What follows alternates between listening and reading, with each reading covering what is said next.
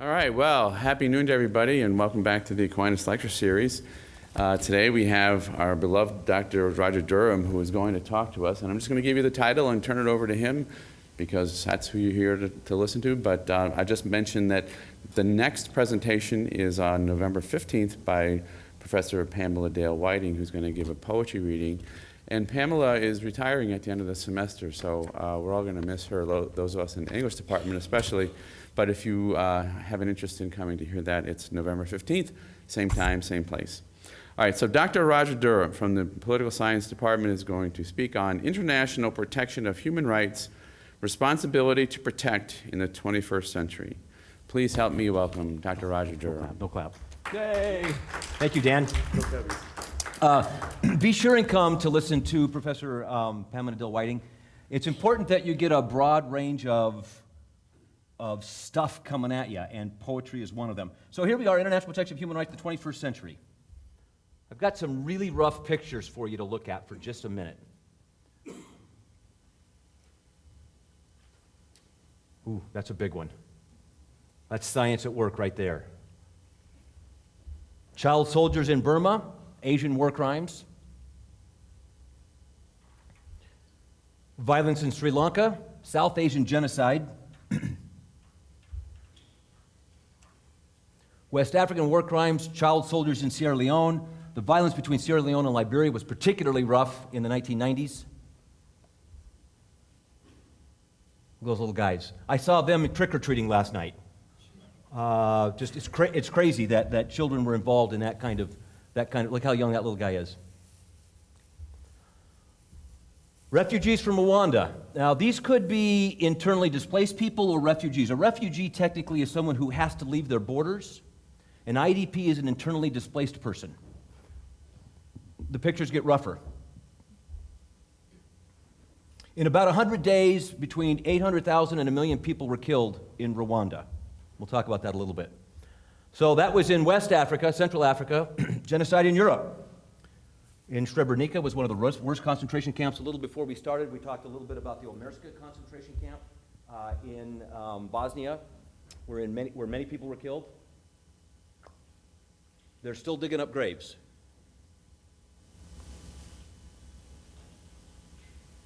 IDPs and refugees in Syria. It's still going on. That's a lot of people. If you look deep into that picture, you see a lot of people. War crimes in the Middle East. Al-Assad in Syria, killings by him. It's very well documented. We'll talk about that at the very end of the hour. This is important stuff. Human rights protection in the 21st century is important stuff. I think those pictures give us pretty good reason to think so. All right, so the questions that we want to talk about today are, what are the international norms or laws relative to the international protection of human rights? That's a biggie. We could spend 3 semesters doing that. When do strong states, or when does the international community respond? When do they invoke the international protection? When is it appropriate to do so of human rights violations? What are the conditions or reasons when they don't? That's just as important, that the antithesis to that. When do they do, when do they don't? What are the conditions or reasons? In other words, why don't strong states or the international community respond? Same question phrased a little differently. Why don't strong states and the international community respond to human rights? And finally, because of these recent egregious acts, we're going to talk about a few of them, have the norms or rules changed on behalf of human rights violations? And the answer is yes. R2P, responsibility to protect. That's what we're going to talk about today. We're going to make a link between just war theory and responsibility to protect. So back out to the broader question then, what is the pattern of international protection of human rights? What is the pattern? When does it happen? What does it look like? How bad does it have to be? What is the pattern? We're going to, a quick outline, we're going to talk about some introductory material and then talk about international responses and then do some case studies. My entire life has been filled with case studies. I started in about 1989 doing case studies of crisis situations, and then all of a sudden the Cold War ended. Wow. For political science nerds like me, international relations students, that was a huge deal. Post-Cold War crisis situations. And we thought there was going to be a Cold War dividend. Very specifically, we're going to then talk about nation states and war. We're going to have a quick conversation about just war theory. We're then going to talk about international laws and IGOs. We'll talk a little bit about war crimes tribunals and the now permanent International Criminal Court, and then R2P. That's the biggie. You'll see 3 exclamation points. And I've been working on a number of case studies. We're not going to go through all of these. We'll hit a little bit on Iraq, maybe a little bit, some on Libya. Maybe we'll touch on Syria. I've got a lot of evidence about these. It's a really confusing dynamic when you get into all of these case studies. And then I think I have 13 or 14 conclusions that we want to end with. So there should be 5 handouts. They're back on the table with Professor Pilkington. You should have a Principles of Just War handout, a Selected Laws of War handout. That's a 2-pager. Basic Facts About the ICC. That's a little dated. I think that was published in 2013. And then one that I pulled up October 23 or 24 of 2016, ICC, the court today. And then a quick handout on responsibility to protect and what it is. And we're going to go through these. I think these will help us as we look at this material.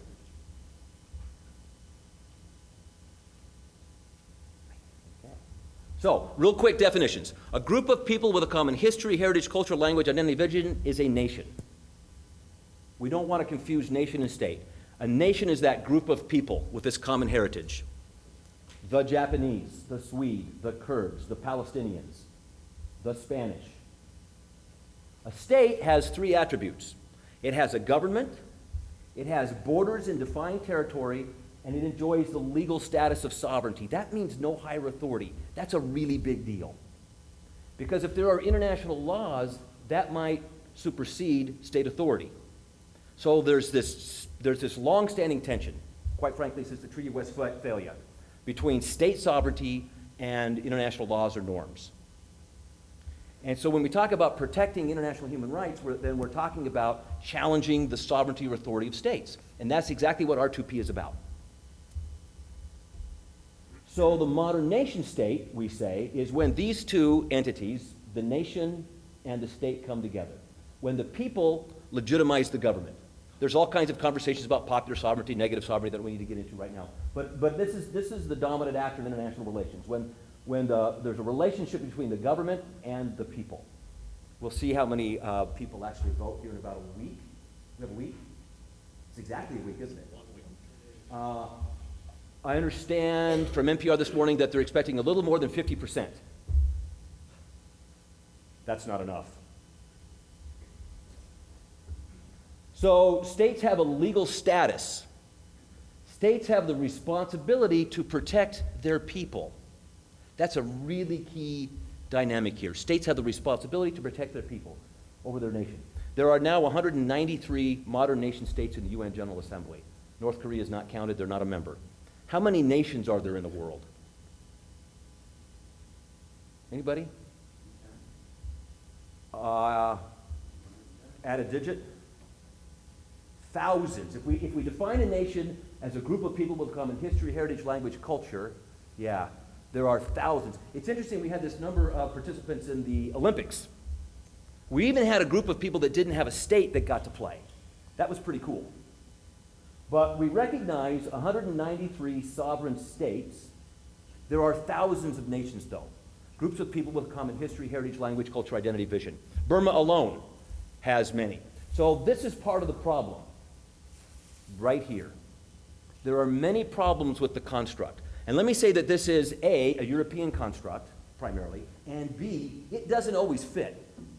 One of the first assignments we do in PS 334, if you should be a victim in that next semester, Middle East politics, we have a great assignment. Does the nation state fit under the Middle East? Wow, probably not. Multinational states, Yugoslavia, former Soviet Union, Czechoslovakia, at least a binational state, Rwanda. How about nations without states? What are the best examples of nations without states? Palestinians, Kurds, yep. The Quebecois. What's the other group in Spain? The Basque, yeah. Mm-hmm. And then this idea of nations divided between states. You are very familiar with this election of a nation divided between states. Who are they? Kurds. I'm sorry, with this, it's a very domestic issue. Oh, here. Yes. Mexicans. In 1848, after the Treaty of Guadalupe Hidalgo, the United States took over 50% of Mexico from Mexico, took a river, and then drew a couple of straight lines. Yeah, Mexicans live north of the border, and Mexicans live south of the border. Why does everything in California start with a San or a La? Makes sense. Mexicans are a very good example of a nation divided between states. These are serious problems. Think about Jews in Poland, and Jews in Russia, and Jews in Germany. And then the articulation of Jewish nationalism with the publication of Herzl's book. Does that make sense? Really crucial problems. Multinational states especially. Think about what happened in Bosnia. Well, other problems. There are illegitimate governments. Assad. Gaddafi. Putin. Crooked Hillary? No, I'm joking. You have to have a sense of humor if you teach political science at this time of the year. She's not in charge yet. How about weak states? One of the things we talk about often in international relations is the dynamic between strong and weak states. How about the tyranny of the majority over the minority? Let's build that wall. Or how about the tyranny of the minority over the majority? This is exactly what's going on in Syria today. Assad's minority over the tyranny of the majority. Yep. And this played out in Rwanda as well.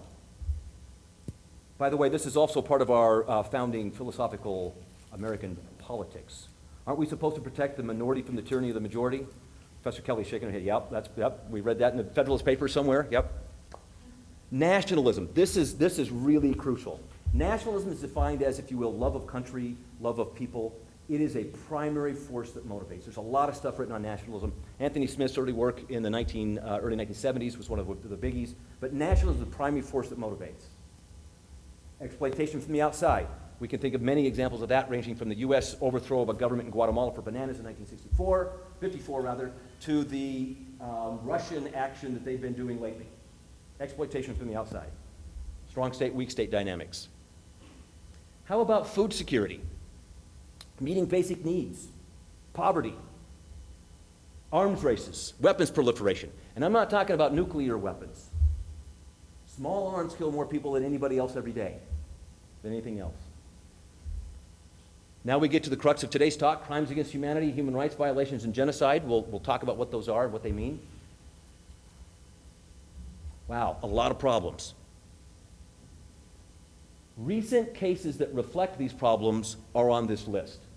From Rwanda to the Democratic Republic of Congo and the Central African Republic to Syria and Libya, the Ivory Coast, Côte d'Ivoire, the blood, anybody, so next semester I'm going to teach politics and motion pictures film. I'm going to take that with me. We're going to watch Blood Diamond. It's Hollywood, but it's a really good discussion of the role that that primary commodity, even though there's a lot of diamonds in the world, a totally created demand, played in West Africa, in Sierra Leone and Liberia. The Palestinians are a classic nation. With that I say, many of us in this room remember when Yasser Arafat was the #1 terrorist in the international community. And then somehow over time, the Palestinian Liberation Organization became the Palestinian Authority, and they became very legitimate. Now over 140 members of the UN General Assembly recognize Palestinian statehood. Mr. Crowder, what was the assignment yesterday in PS 387? Yes. And where should the borders be? If you were going to make should Palestine have a state, and where are the borders going to be? Really tough question. Really tough question. So, real quick, I don't want to spend too much time on just war. We've done this before, but let's pull out that handout. Just war theory is divided into 3 main parts. The justice of the war. That's items 1 through 6 on your handout. Jus ad bellum. The justice during the war. That's items 7 through 9, jus in bello. So the justice of the war, the justice during the war, I spent a lot of time on that handout. And then a relatively recent addition, justice after the war. This is a relatively new addition to the just war conversation. Yep, Aquinas was an important thinker in this. He talked about when war is justifiable. It's really a crucial question. What I want to do is talk a little bit about letter A, the justice of the war, as it relates to protecting international human rights and responsibility to protect. War is not justifiable. It is a last resort only. And you'll see the conversation on that handout. It has to be made by a legitimate authority. In international relations, what's the legitimate authority? States have the right to protect their sovereignty, but the United Nations Security Council is technically the legitimate authority in international law. It has to be morally justifiable. There's a conversation there on the handout. You have to have right intention. You're doing it for the right reasons, and this is something that actually Aquinas wrote about quite a bit.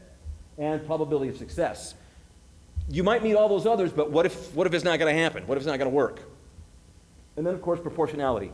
The war won wages has to be proportional to the wrong suffered. Pretty crucial stuff. Once a war is considered justifiable, its conduct must also be proportional and discriminate. And I don't want to spend too much time on a lot of that, but here's a couple of quotes that you'll like. The world will note that the first atomic bomb was dropped on Hiroshima, a military base. That was because we wished in this first attack to avoid war insofar as possible, the killing of civilians. Who said that? Truman, it was. In my judgment, this new paradigm renders obsolete Geneva's strict limitations on questioning of enemy prisoners. Anybody? The top legal officer in your country justifying torture. The Attorney General is the top legal officer in the United States. Yep. So we're going to skip over proportionality, discrimination, laws of war. We have a big handout, though, on laws of war. We're going to come back to laws of war. It's a two-page handout. Take a look at that, particularly the Geneva Conventions. And war is, quite frankly, illegal. War became sort of formally illegal in modern international relations following the establishment of the League of Nations with the Kellogg-Briand Pact. And this is really interesting. The United States did not join the League of Nations, but we still participated. This idea that we were isolationists is quite wrong. We were never isolationists. This first treaty between the United States and France, it was negotiated between those two. Several other powers signed on, 62. Saying that war is an instrument of national policy is wrong, is illegal. It's then articulated in the UN Charter, 2.3, all members shall settle their international disputes by peaceful means that preserves international peace and security wherein justice is not endangered. And then Article 2.4, all members shall refrain from the threat or use of force against the territorial, there's that S word again, sovereignty. You can't violate another country's sovereignty. Oh, it doesn't actually say sovereignty. Yeah, it does. Territorial integrity or political independence, or behave in any other manner inconsistent with the purpose of the UN. So the UN Charter outlawed war, except for self-defense. Except for self-defense. War is illegal. So, how do we respond to wars?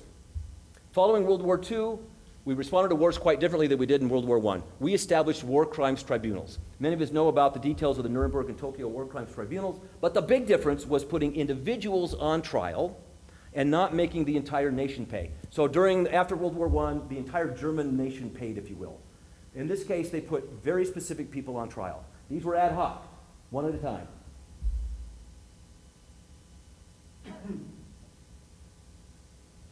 Laws of war handout again. All the Geneva updates. The Genocide Convention of 1948. This is really important because talk about gross human rights violations. Genocide. If you call it genocide, you have to respond. This is why President Clinton and Madeleine Albright, Secretary of State, very carefully called it ethnic cleansing, the Rwanda genocide in particular. They are lawyers and they split legal hairs. Later on, Clinton said that was his biggest mea culpa. Well, he was out of office by that time and couldn't do much about it, not responding to the genocide in Rwanda. We have an International Bill of Rights. I didn't make a copy of this because it was too long, but it includes the Universal Declaration of Human Rights of 48, the International Covenant of Economic and Social Rights, or Economic, Cultural, and Social Rights. So think about how these documents talk about not only protecting people from human rights, but human security, having enough food to eat, having an education. There's another optional protocol to civil and political rights. You can't get beat up for voting a particular way. You're supposed to have free speech. And fifthly, the second optional protocol therein. And that came in 1989. That's an important thing. So this is what they call the five pillars of the International Bill of Human Rights, these five documents. Well, this last protocol was at the very end of the Cold War. And many of us thought, all right, this is it. Things are going to get better. We're going to have a serious peace dividend. The Cold War's over. We won't have to spend money on nuclear arms and weapons in a big arms race. In fact, we might even have what they call democratic peace theory. The more democracies there are around the world, the more likely they are to cooperate, et cetera, et cetera. Well, nationalism reared its ugly head again. This is the same list. And almost immediately, things got ugly, including the August 1990 Iraqi invasion of Kuwait, and then the January 1991 international response there too. That was probably one of the first most important post-Cold War crises.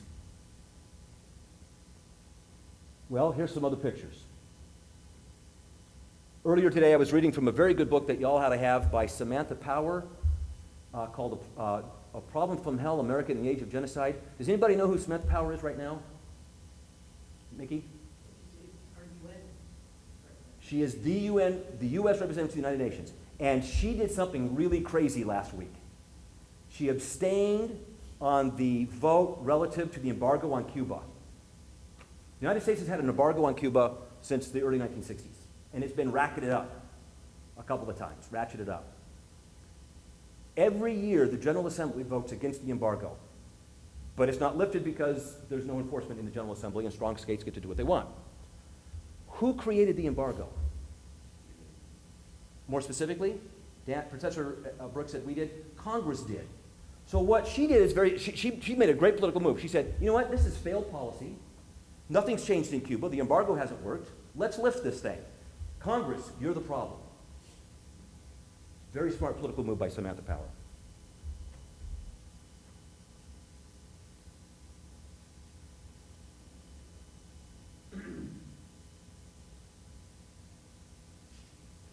So what did we do?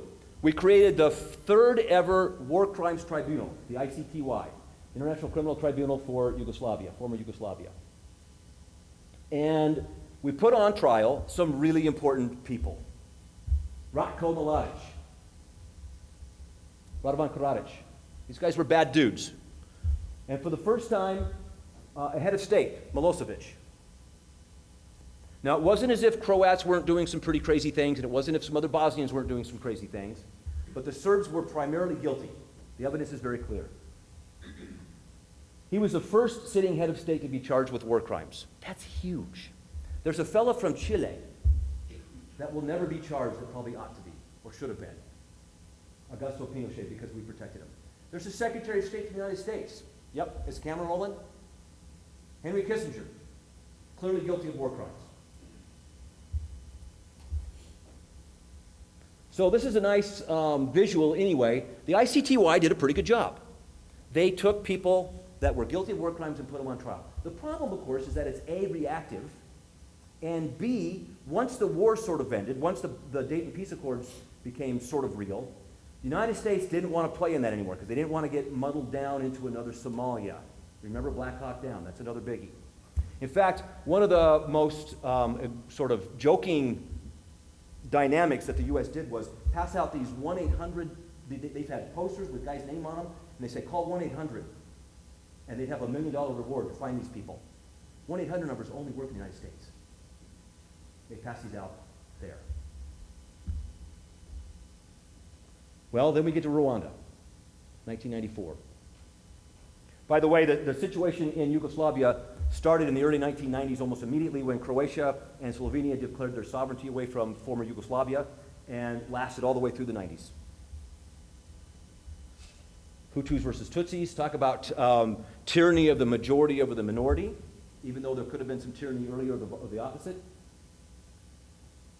Talk about small arms. Machetes were the primary tool. Yeah, these are rough pictures.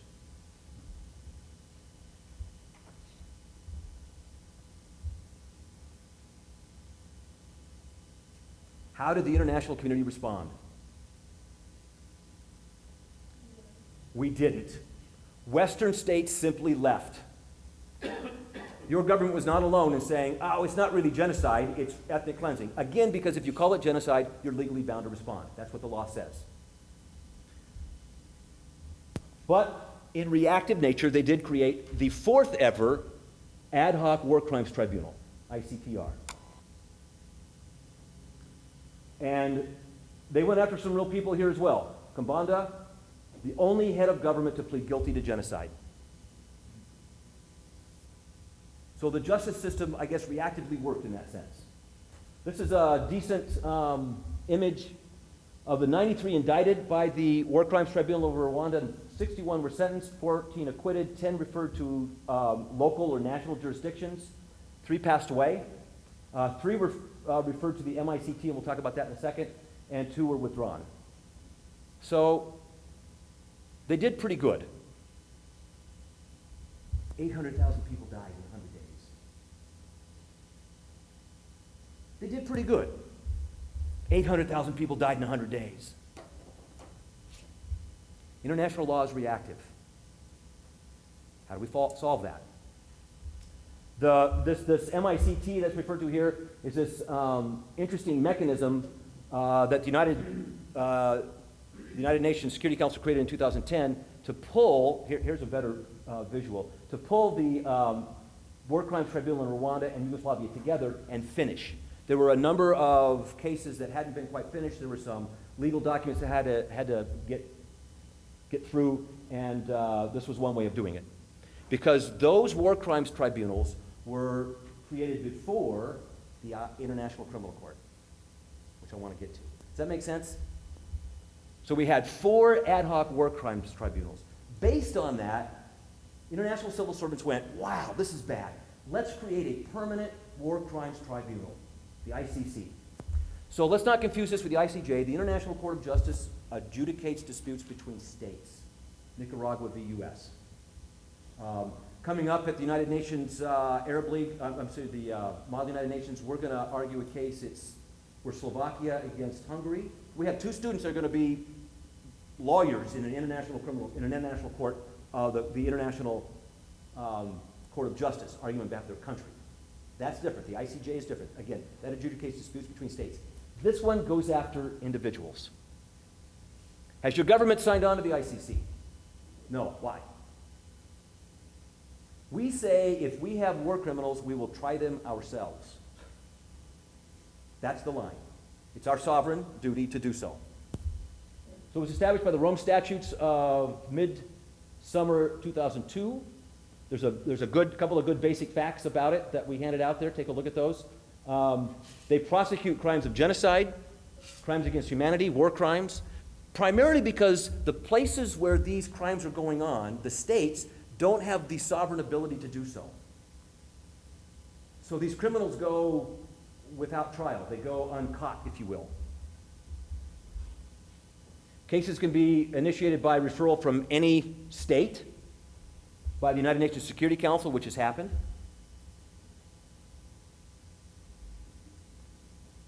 On the basis of information on crimes within the jurisdiction of the court received from individuals or organizations. So there has to be real evidence. But again, it's reactive. That's the problem. There have been 23 cases in 10 situations have been brought before the ICC. Actually, it's been updated. There's a few more than that now. I didn't get a chance to update that particular slide before I looked at those last numbers last night. The cases can involve more than one person, though. 4 states parties to the Rome Statute, Uganda, DRC, and Central African Republic, have referred situations themselves on their territories. The Security Council has referred to the situation in Darfur and in Libya. We'll talk about the Libyan case.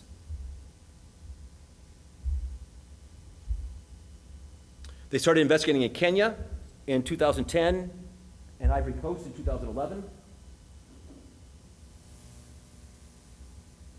Earlier this year, they proceeded with a case in Georgia over the Russian involvement. individuals from these countries have been rung up or on trial.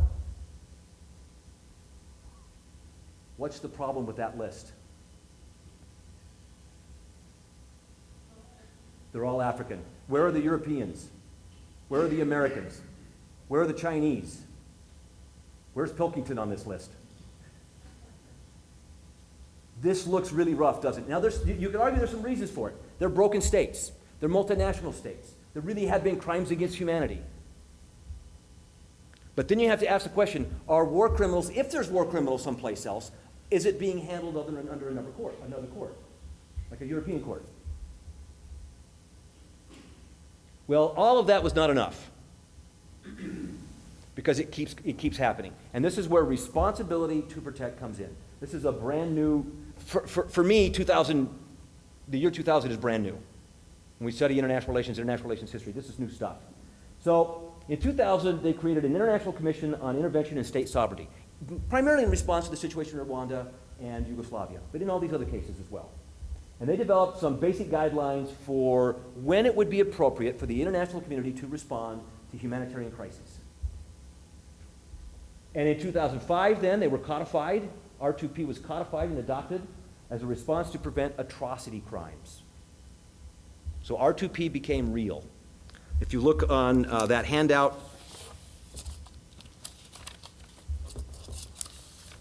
you see the second arrow, UN World Summit, R2P is adopted as a guiding principle in response to the prevention of atrocity crimes. It is the duty to prevent and halt genocide and mass atrocities of the state. The state is the primary actor in so doing. And even Hobbes said this. We go back to a lot of international relations theory. Hobbes said it's the state's duty to protect people. So this is not a new dynamic. But if that ain't happening, if that's not working, if it's failing, the international community has a role that cannot be blocked by the invocation of sovereignty. Wow, this is huge. This is really a biggie. Ergo, sovereignty no longer exclusively protects states from foreign intervention or foreign interference. It is a charge of responsibility where states are accountable for the welfare of their people. Brand new dynamic. 11 years old.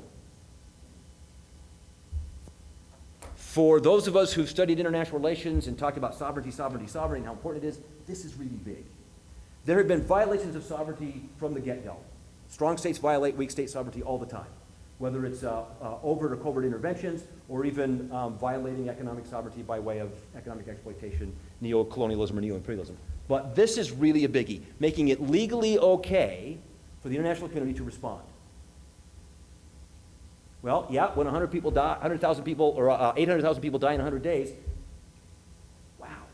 What responsibility do we have to one another? So this principle is enshrined in the Genocide Convention and this concept of R2P.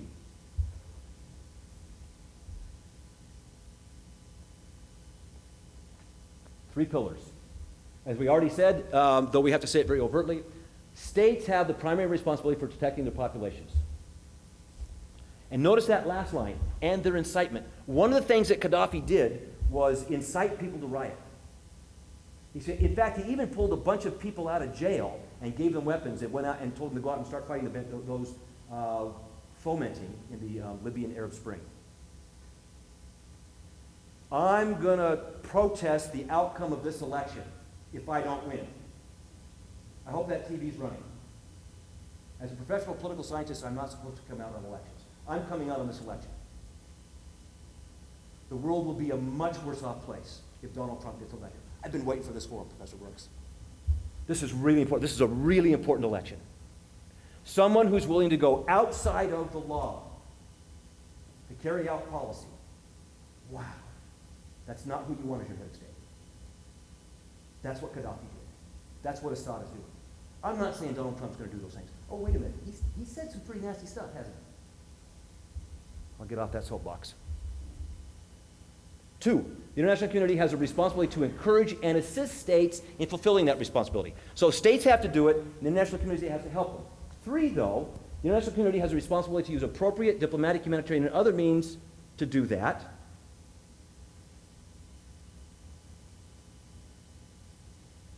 If the state fails, the international community must be prepared to take collective action. That's a key phrase. That's right out of the UN Charter. Collective action to protect populations in accordance, well, there it is with the UN Charter.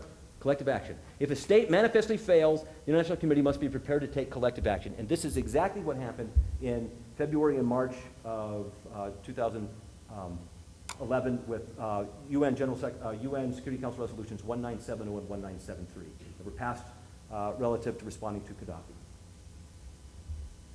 Really important stuff. So we've got a couple of cases.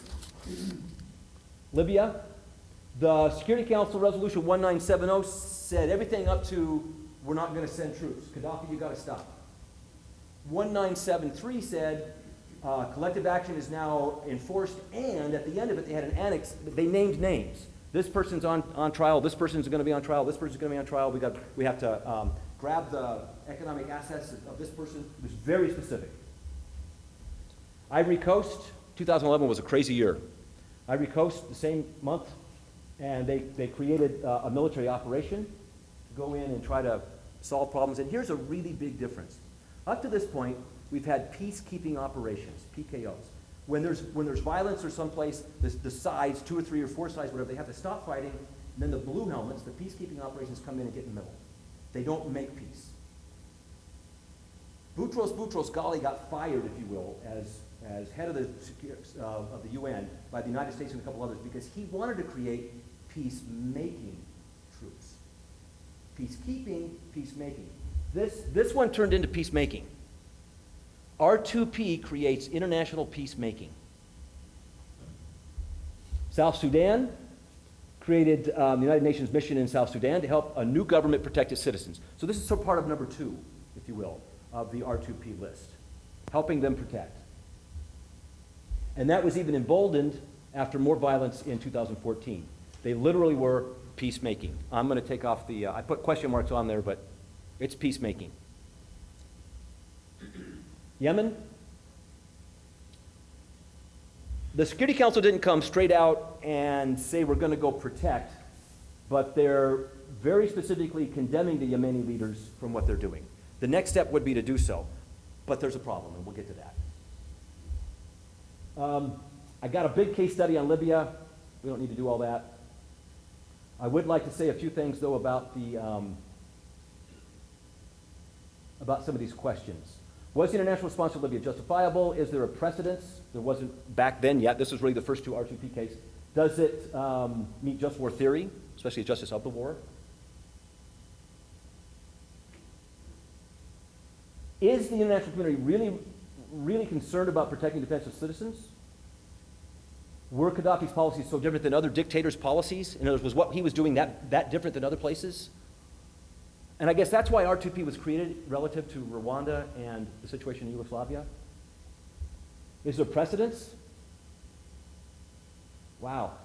Did the United States, did the Western world, Great Britain and France were already involved in the war, did the United States go to war to stop the Holocaust? No, we should have. We didn't. So there's really not that kind of precedence. The Dayton Peace Accords might be precedence, but that was primarily because our European allies said to the United States, we really got to do something about Bosnia. The Dayton Peace Accords of the early 1990s. These all matter. What does the Arab League think? What does the African Union think? What are the policies of the European Union, with whom Libya had significant ties? They were selling a lot of oil. What about NATO? So let's take a quick look at some of these demands. Let's go back one more. They demand immediate ceasefire, call for protecting of citizens. Member states would evacuate their nationals, refers the situation to the ICC, that's a biggie. They put on an arms embargo, they freeze their assets.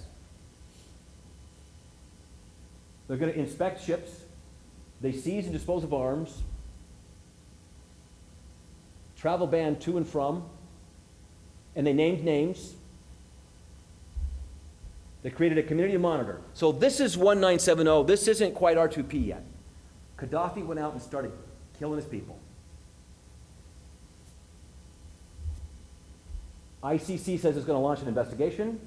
The bombing and violence continue, and here's the next resolution. The Security Council resolution authorizes member states to take all necessary measures to protect civilians in civilian populated areas. Benghazi was getting bombed. While excluding an occupation force. We'll come back and talk about Libya in a minute. Reiterated R2P, condemning everything that's going on. PC means preambulatory clause. UN resolutions are written with preambulatory clauses and operative clauses. But by the way, the Arab League and the African Union and the Organization of Islamic Conference had all condemned Gaddafi, so they had that kind of legitimacy. That's important.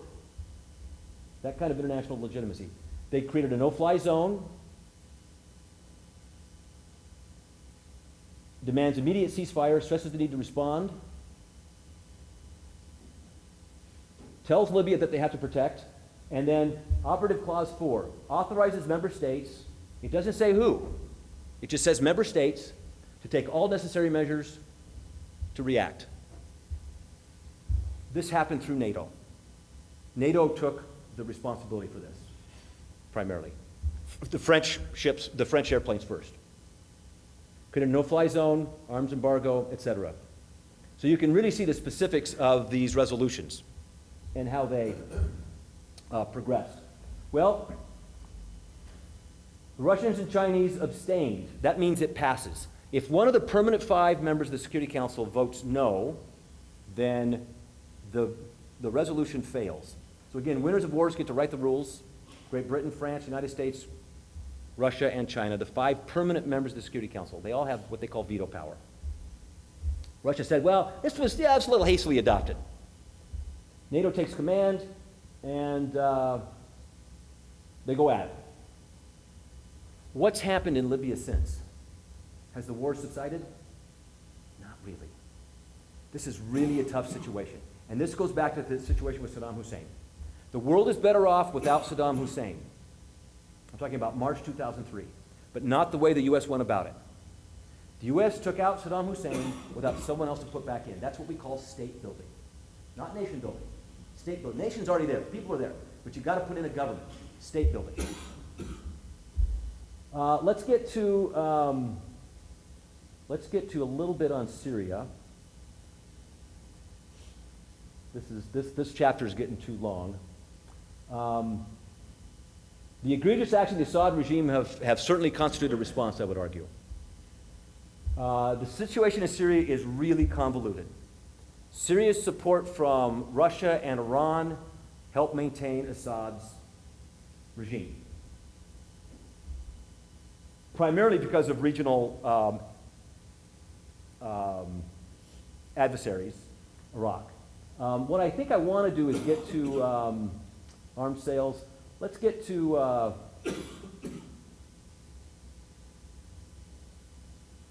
interestingly, ISIS has forced anti-Assad elements to work together. So a few years ago, the Assad government was kicked out of the League of the Arab League because he was so bad. Now Assad's kind of back in because ISIS is so bad. The U.S. did not create ISIS. The U.S., though, by taking out Saddam Hussein, created the conditions for ISIS to exist, creating a governmental vacuum. Things are really rough. Let me get to my conclusions. Number one, we just said this. The world is better off without Saddam Hussein, but not the way the U.S. went about it. Because A, there was no international mandate, and B, you got to build state. In other words, there was no R2P. There was no international mandate for Iraq. If you take somebody out, you got to put them back in. Number two, on Libya, they were being brutally killed and treated by the Gaddafi regime. In a rare instance, the international community did respond and acted collectively for human rights. It's tough to do. In other words, I'm going to argue R2P was needed. It's a good thing. I'm a no-war guy. R2P was needed. But what was the real motivation for Libya? Yes, sir. 90% of their oil is going to France, and it's about to go to Russia and China. And what kind of oil do they have? I think it's really low or high. I'm going to get this wrong. Is it low sulfur? I think One of them's really good. Low sulfur or high sulfur, do you know? Low sulfur is good. They've got really good crude.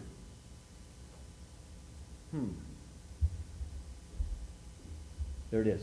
If I'd have looked at my slide, I'd have found it. Was it really economics? So again, we're asking that big macro question. What motivates strong state behavior? What motivates states to respond? 6, Syrians are being brutally killed, and human rights have been violated. So, the justice of the war qualifies on every count. But legitimate authority has not been given. Why has there been no R2P for Syria? Number one, state building is going to be needed. You take it out, what are you going to do in Syria? The borders of Syria were drawn by Europeans. They don't represent ethno-geographic realities. So again, go back to that problem of multinational states. Gosh, most of what we call MENA, Middle East, North African's borders, were drawn by outside. Again, they don't represent ethno-geographic realities. This is going to be really tough stuff over the next 20, 30 years. It's not going to be easier. So, 7, an international response relative to R2P is warranted, but a lack of agreement keeps this from occurring. Why? I've got 5 main reasons why. Number 1, key Middle East actors. The Arab League condemned Gaddafi, but has been relatively silent on the situation in Syria. That's kind of weird. They kicked him out, but they're not going out against him. And interestingly, Lebanon, the member of the Arab League on the Security Council, pushed to take action on Libya, but defended Syria is maybe not as strong, but defended not going against Assad is the language. Defended not going against Assad. So again, this idea of legitimate authority. Well, their weight is going to spill over into their country. That's one of the reasons. Second, governmental stability. In Libya, their government became really unstable pretty quickly. A lot of people took off. In Syria, Assad's been able to maintain the formal allegiance of many. Third, and this is the biggie, Libya really had almost no powerful allies. Gaddafi did emerge as a leader of the African Union, but when he kept giving it to Europe and the United States, it didn't work. Where Assad's relationship with Russia and Iran are crucial. This is it. And of course, Russia, as we noted, has veto power in the Security Council. They can get it done. Fourth, how are these viewers seen from the outside? Gaddafi said he would literally go house to house and kill everybody. This was viewed as a direct incitement to commit these crimes. Where Assad has been seen as not saying that overtly. He's just doing it. I'm not sure I quite buy the argument here that I'm trying to make, but Assad gets up and says things that sound reasonable, and then his government keeps killing people.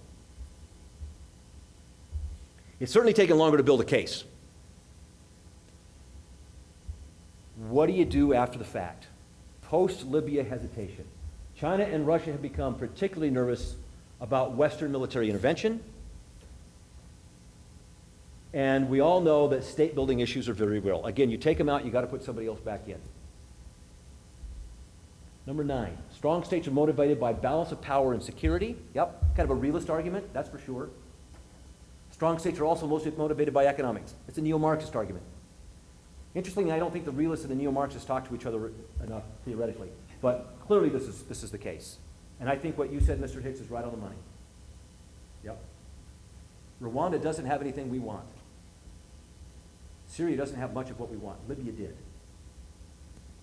And Iraq does and did. Ergo, strong states are rarely motivated by human rights.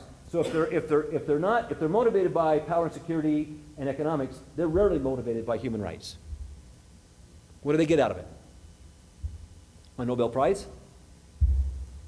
I hope that didn't sound too flippant, but it's really a rough situation. What if this were another Rwanda? Is this another Rwanda or Kosovo in Syria? If it's not genocide, it's at the very least really gross human rights and war crimes violations. So, as we've said a number of times, state building is very undesirable, hard to do from the outside, really hard to do from the outside. So what do we get out of this? R2P provides a link between the justice of the war and protecting human rights. This is a new and, I would argue, really good thing. But there are fine lines between helping a state protect its people, as we were doing in South Sudan, and stopping a state from violating human rights over its people, and taking out that government for doing it.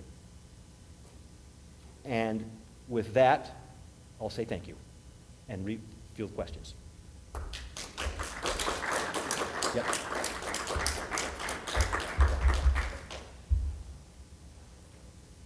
Yes, sir. Why is there a requirement for immediate action or something like genocide, but if you say 1% better than your average genocide, we can call it ethnic cleansing, and then that apparently doesn't require state action? How come ethnic cleansing sounds pretty horrible without defining it? In the Rwandan case, so the question was why is ethnic cleansing okay to say and not genocide? And this idea of immediate reaction. It is ethnic cleansing is really legal hair splitting, because if you say genocide, you have to intervene. That's the law. So if you just say, well, it's ethnic cleansing, then it's not that big a deal. Of course it is. Ethnic cleansing is genocide. However, there has been, and I need to update myself, there's been some other literature coming out, and now some scholars are saying ethnic cleansing is a little bit different from genocide, and they're adding it to the list. And I'm not quite sure what that difference is. I need to do some homework on that. But yeah, your point's right on the money. Yep. Yes, sir. This is a two-part question. One, how much influence do you think there might have been with the fact that, I mean, these are the waning days of Nelson Mandela before Muammar Gaddafi goes. And he is also one of Muammar Gaddafi's former allies of a long time, as well as the waning influence of Fidel Castro in the West. Again, another strong advocate for Muammar Gaddafi. Yeah. And then additionally, of course, the oil situation is a major factor. But do you think that the death of Muammar Gaddafi and the overthrow in Libya, which has, of course, created the vacuum for both Boko Haram and the Islamic State, do you think that has much to do with this and the enforcement of what was going on in the Ivory Coast? Do you think that's had much to do with the mass exodus of African nations from the International Criminal Court in recent days? Yes. So one thing that I didn't present in this presentation, because I couldn't find a really good news source that really codified it, is that 2 or 3 or 4, I don't think it's mass. No. I need to look it up. It's been large nations, particularly South Africa. African nations have left the International Criminal Court because they're saying, hey, you guys are picking on us. We're not doing anything more than other places. So you're making a link between Gaddafi and Castro and Mandela that I haven't made. That's interesting. Gaddafi has been a thorn in the side of the West for a long time. And he really is a dictator. I mean, I've got some notes on some previous slides. This guy was a real thug. The problem, though, is that those boundaries those are straight line borders. One could certainly argue that eastern Libya, where Benghazi is a separate nation. It's a separate nation and could be a separate state. So the idea of a multinational state is a very real issue for Libya. Yes, I think it is very real that these countries from Africa have left the ICC. So what does that mean for the legitimacy of the ICC? That's going to be a really good question. Yep. Also, did you see yesterday that the ICC announced they'll be investigating war crimes in Afghanistan? I did not. And there's worry that it will implicate the United States? Yeah. Halloween kept me busy. No, I'm sorry. That's not a good excuse. No, I didn't. So we'll follow up on that. The ICC is going to go after who in Afghanistan? Pretty much everybody. Wow. Karzai? Yeah, they're going after the whole gang. Wow. Well, that'll be interesting. Yeah. There's the power of the ICC then. Just in case anyone was wondering, the 3 that are leaving Gambia, Well, but that's a biggie because they had ethnic cleansing. And so 3 countries in Africa who were signatories to the International Criminal Court have now left. Namibia, South Africa, and Burundi. I don't know what's going on in Namibia, but I can tell you that Burundi has had similar genocidal war crime issues as Rwanda.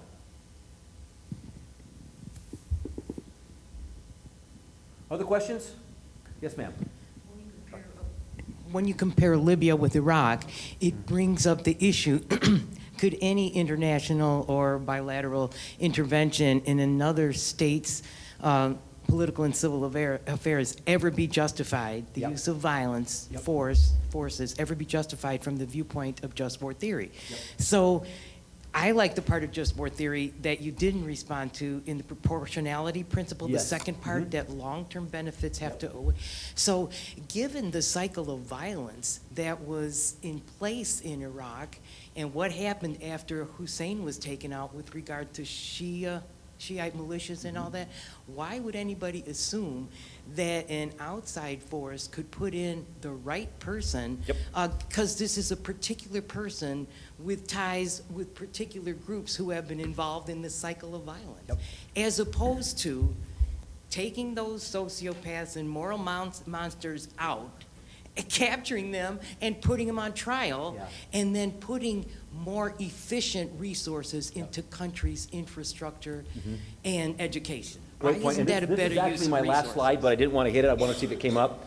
So this was the previous slide, kind of, but your point right on the money, Dr. Kelly.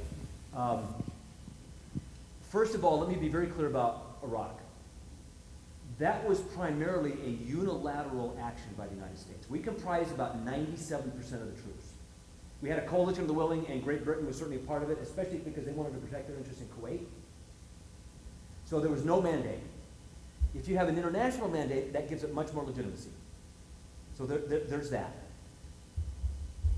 I'm not sure, though, that sometimes coming in and plucking out a few individuals doesn't make some states completely collapse. And that's where the problem comes in. So you have to be really careful about these kinds of interventions. I mean, look what happened in Somalia. It just devolved. There were 4 or 5 factions in the Somali Civil War. And when we intervened, we became a 5th.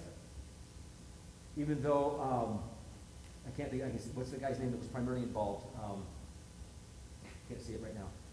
It was very factionalized. And then crime and law and order were out the door.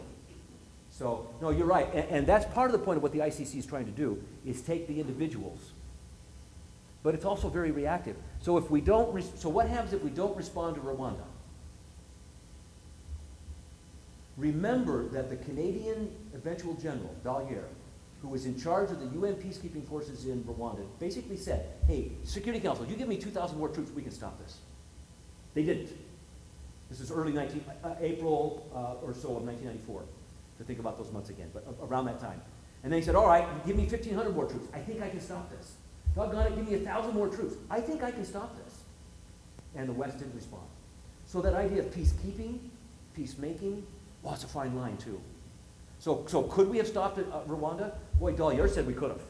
And that poor son of a gun, he came home, got elected to the Canadian Parliament, and then went into a major personal crisis. He had depression and everything from the things, because he tried really hard to stop that genocide from both a macro and micro level. Yeah. Does that, I don't know what kind of response is that, but yeah, sir? Is there any hope that anything can be done?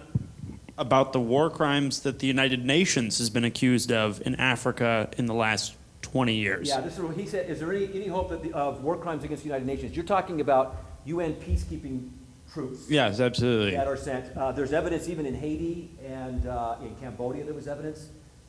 So these UN PKOs are multilateral, and they're put together by these mandates, and countries submit and, if you will, offer troops up.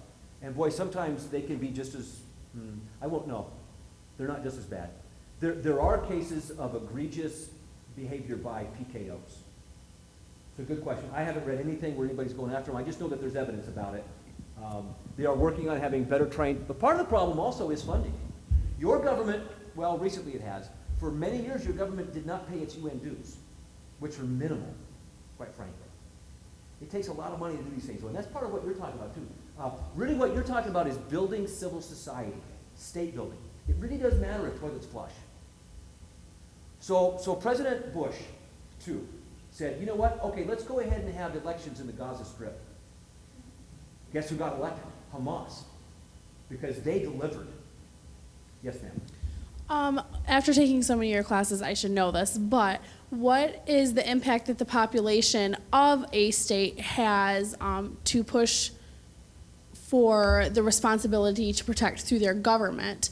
I guess I'm thinking of we're all outraged by what is happening in Syria and by, I guess, both sides of the spectrum, Assad and then ISIS. But then the next cat playing a piano comes out and we're completely, we completely forget about those atrocities happening. Yeah. I think you hit the nail on the head. We don't know what's going on. You mean our public? Yeah. Where's Aleppo? You have a third-party major presidential candidate that doesn't know where Aleppo is. I've got a hunch the Republican Party candidate doesn't know much about it either. Yep, put that on TV. Well, last question. Last at 140. I'm sorry, I kind of cut you off. That didn't really answer your question, but there it is. Yep. Now, this is, with regards to reactionary posturing and this, that, and the next thing, with what you were talking about in Kuwait in the early 90s, there was, in the United States, there was virtually no discussion of other possibilities. Had you been in Eugene, Oregon, Oh, well, you would've seen yes, that. probably. Okay. But I mean, like on the state media, for the most part, there was no opposition.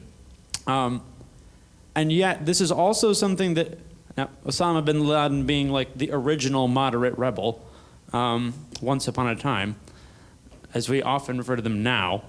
Compared to ISIS. Yes, by comparison, once That's upon a really time. scary, 'cause When, bin Laden was not moderate. when we were funding him to fight the Russians in Afghanistan. Okay, yep, Mujahideen.